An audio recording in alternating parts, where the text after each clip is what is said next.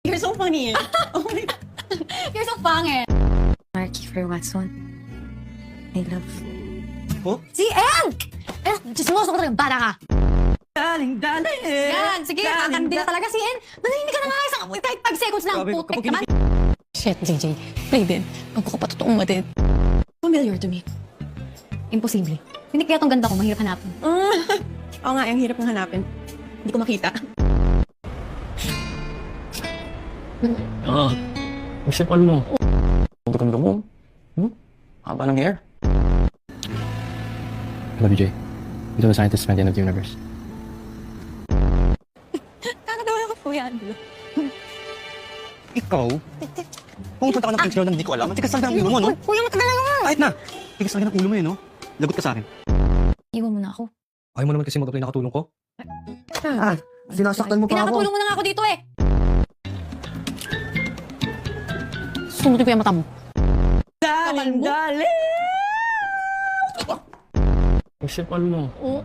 Ingalang ka. Piling Kita pa. na sa bilbil ko, ano? Kapal mo po eh, may bilbil din ako. Bakit ka nangungulit ng bilbil na may bilbil? Bakit ka nangulit ng bilbil na may bilbil? Traum. Uy! Imagine mo!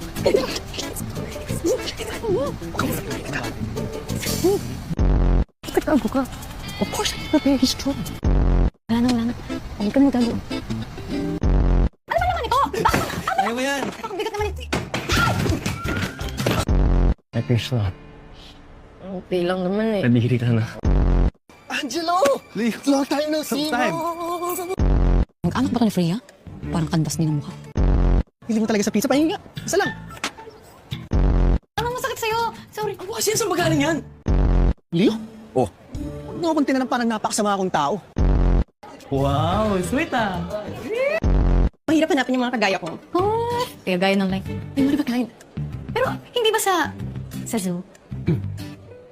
What do you mean? Mukha ka kasing animal. Sorry kasi parang tumanda ka kasi.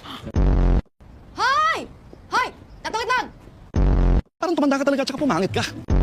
Sino ba itong baktang to? Saang impyerno ito hinuhuli? I love you. Alam mo, kikiligin ako sa message mo.